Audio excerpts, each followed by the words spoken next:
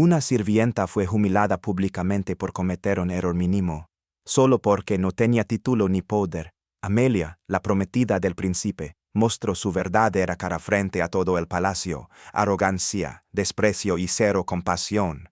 Pero Edward, heredero al trono, hizo lo impensable: siguió la voz de su conciencia y no la de la corte, y solo escuchen cómo este acto inesperado cambió el destino de dos mundos.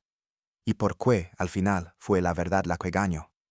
El reino de Ashtonville nunca había estado tan lleno de júbilo. Las campanas repicaban incluso fuera de los muros del palacio, los comerciantes decoraban sus puestos con cintas doradas, y cada calle parecía un escenario preparado para una obra maestra: la anunciada unión del príncipe Edward con la joven más envidiada de la nobleza, Amelia West, hija del conde de Elmsworth. Para muchos, ella no era solo una dama de alta cuna, era el retrato de la perfección: alta, de cabellos dorados siempre perfectamente recogidos, con una voz suave que parecía ensayada y una sonrisa que jamás mostraba una grieta. Era culta, hablaba varios idiomas, dominaba la música y el arte, y cada uno de sus pasos estaba medido con una gracia estudiada. Será una reina digna de leyendas, decían los consejeros. Una joya para la corona, susurraban las damas de compañía.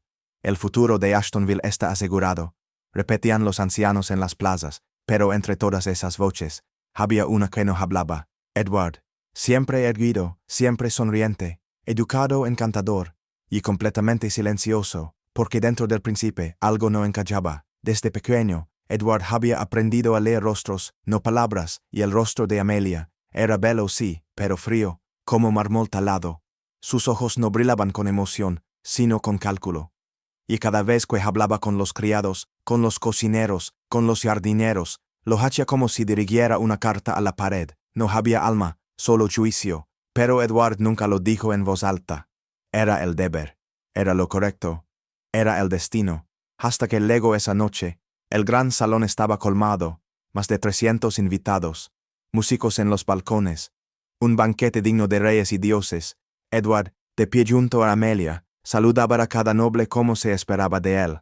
Fue entonces cuando una joven sirvienta, con bandeja en mano y los nervios a flor de piel, tropezó con un borde del tapiz. Apenas unas gotas de vino cayeron sobre el vestido de Amelia. Una mancha casi invisible, pero suficiente para congelar el aire. El silencio fue inmediato. La música se detuvo. Las risas murieron. Y Amelia, sin vacilar, alzó la copa y empujó a la sirvienta al suelo, con fuerza, sin miedo, inútil.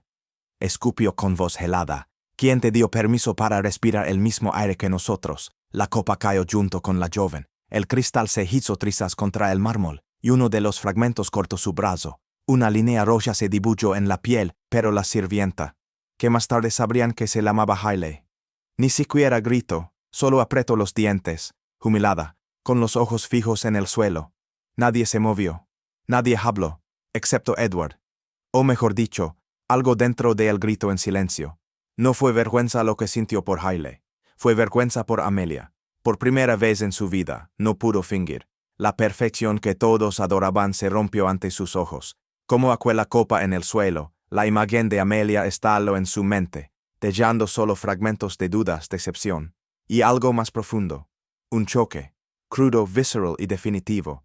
Esa noche, Edward no volvió a mirar a Amelia igual, y sin saberlo, todo su destino comenzó a cambiar.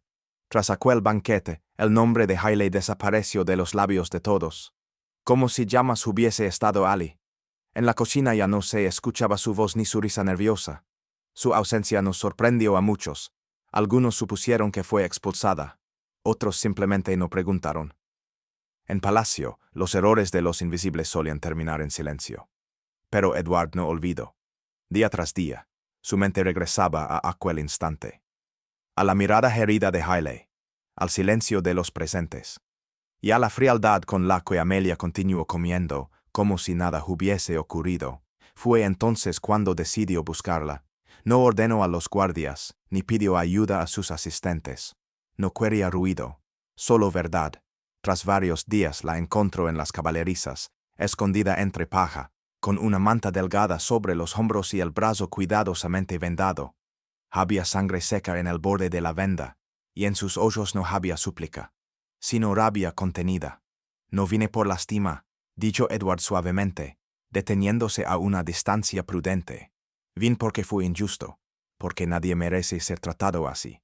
Hailey no lo miró al principio. Su silencio era más elocuente que cualquier palabra, pero cuando finalmente alzó la vista, su mirada fue punzante.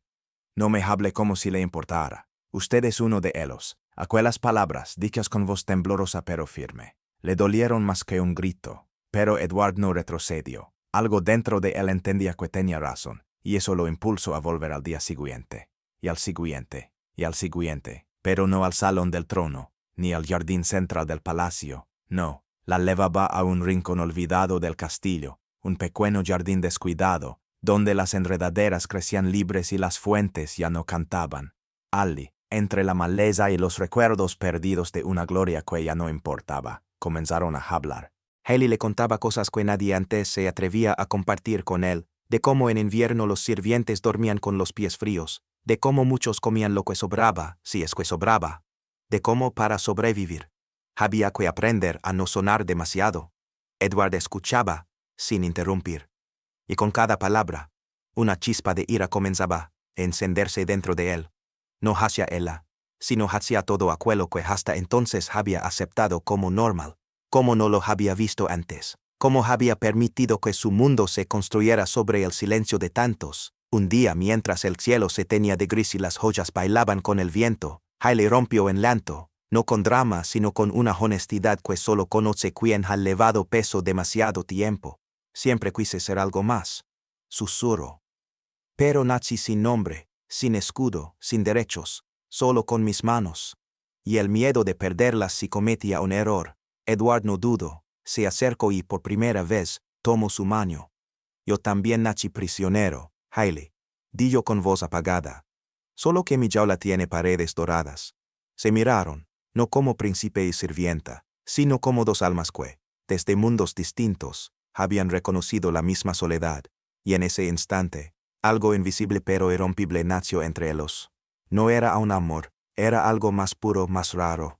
Era complicidad en medio de la injusticia, era el comienzo de una historia que nadie, ni siquiera ellos, había imaginado. La ceremonia estaba a punto de comenzar, las campanas ya estaban listas para sonar, los nobles reunidos, el balcón adornado, y el reino entero, conteniendo el aliento, esperaba ver a Edward junto a Amelia, como dictaba el protocolo, como marcaba la tradición, pero Edward no apareció. En su lugar salió el rey, con el rostro tenso, la mirada baja y las palabras medidas. Por decisión del príncipe, el compromiso queda suspendido. El asombro se apoderó de la plaza, nadie entendía nada, pero Edward sabía exactamente lo que hacía. Horas después, descendió por los pasillos del palacio y entró en la cocina. Todos los ojos se volvieron hacia él. Y allí, entre cucharones y harina, estaba Hailey, el camino directo hacia ella, sin corona, sin capa, solo con claridad en la mirada. Si voy a compartir mi vida, dijo con voz firme, será con una mujer que conozca la compasión, no la perfección. Nadie habló, pero en ese silencio se escuchó el fin de una era.